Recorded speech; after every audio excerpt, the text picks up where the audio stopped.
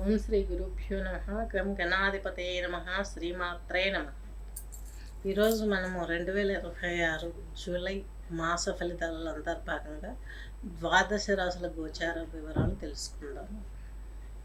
ముందుగా తీసుకున్నట్లయితే శని భగవంతుడు వచ్చేసి మీనరాశిలో ఉన్నారు. రాహు వచ్చేసి కుంభరాశి, చంద్రుడు వచ్చేసి ధనురాశి, కేతు వచ్చేసి సింహరాశి, బుధ శుక్ర గురువు కర్కాటక రాశి, రవి వచ్చేసి మిథున రాశి, కుజుడు వచ్చేసి వృషభ రాశి.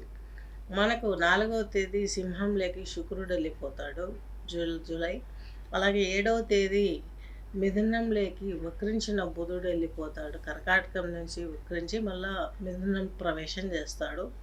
29వ తేదీ మళ్ళా కర్కాటకంలోకి బుధుడు వక్రత్యాగం చేసుకొని వస్తాడు.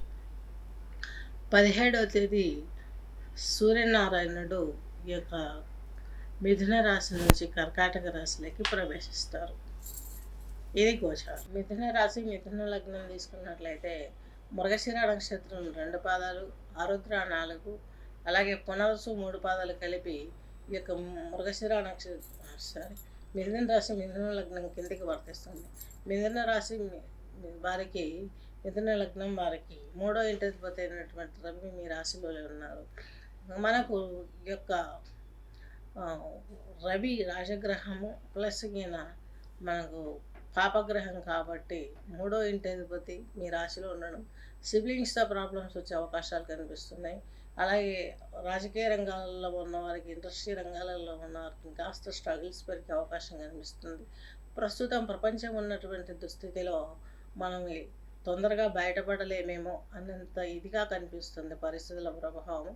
కానీ తేటతెల్లమవుతుంది. భగవంతుడు ఎల్లకాలము మనకు తోడు నీడగా ఉంటాడు. మనం చేసే పూజలు, పునస్కారాలు, హోమాలు ఇవన్నీ చేసుకున్నట్లయితే మంచి జరిగే అవకాశం చాలా వరకు కనిపిస్తుంది. అలాగే మీకు ఈ యొక్క బుధాదిత్య యోగం కలిగినటువంటి అవకాశం కూడా మీకు 29 వరకు మిథునంలోనే ఉంటాడు వక్రించినటువంటి ఈ యొక్క రాహు. 17వ తేదీ వరకు కూడా రవితో కలిసి ఉంటాడు బుధుడు. ఇక్కడ మిథునంలో ఉన్నంతసేపు బుధాదిత్య యోగం బాగుంటుంది.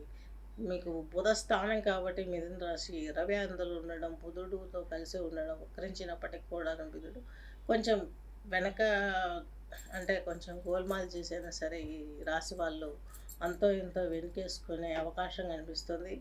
అలాగే కొంచెం ఈ యొక్క మ్యాథ్స్కి సంబంధించినటువంటి నాలెడ్జ్ విపరీతంగా ఉంటుంది ఈ రాశి వారికి.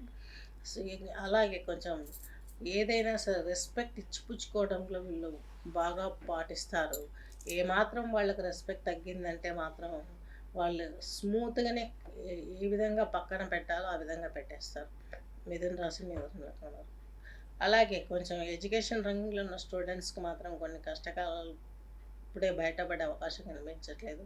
ప్రయాణాలు, విసుగులు, అలాగే ఇన్ని లక్షల కోట్లు పెట్టి చదివిన చదువులు కూడాను కనీసం భుక్తికి కూడా పనికి రాకుండా పోతున్నాయేమో అన్నంత అభద్రతా భావం పీరియడ్లో ఫేస్ చేసే అవకాశం కనిపిస్తుంది. అలాగే దాయాదులతో ఇబ్బందులు ఏర్పడే అవకాశం ఉంది కాబట్టి మీ ఆస్తిపాస్తులు, మీ వ్యవహారాలు ఇవన్నీ కూడా చాలా జాగ్రత్తగా దాచుకోండి. చక్కగా ఒక డీల్ ఏదైనా చేస్తున్నామంటే 2 కళ్ళకు తోడు 10 కళ్ళు పెట్టుకొని వెయిట్ చేసి చూసి అన్ని రూల్స్ కనుక్కొని తద్మూలకంగా దాయాదులతో మీరు ఆస్తి పంపకాల విషయంలో మీరు చేరండి. లేకపోతే వాళ్ళు తిమ్మిని బొమ్మిని చేసి మిమ్మల్ని ఇబ్బందులు పెట్టే అవకాశం కనిపిస్తుంది. మిథున రాశి మిథున లగ్నం వారికి మీకు సప్తమాధిపతి అలాగే దశమాధిపతి అయినటువంటి బృహస్పతి మీకు 2వ ఇంట్లోకి రావడం ఇన్ని రోజుల నుంచి మీరు పడ్డ కష్టాలన్నీ కూడాను కర్కాటకంలో ఉన్నటువంటి గురువు తీసివేస్తాడు. మీకు అనేక రకమైనటువంటి ప్రాబ్లమ్స్ నుంచి బయటపడేస్తాడు. చాలా బాగా మీరు ముందుకు వెళ్ళే అవకాశం చాలా స్పష్టంగా గోచరిస్తుంది. మిమ్మల్ని మీరు ఉద్ధరించుకోగలుగుతారు. వివాహాది శుభకార్యాలలో పాల్గొంటారు. వచ్చేటివన్నీ శుభ ముహూర్తాలు, శుభకార్యాలు ఉంటాయి. చక్కగా మీరు అమ్మవారి ఆశీస్సులు పొందండి. ఎందుకంటే మీకు 2వ ఇంట్లోనే శుక్రుడు ఉన్నాడు. తర్వాత ఈయన సింహరాశికి 3వ ఇంట్లోకి వెళ్తాడు.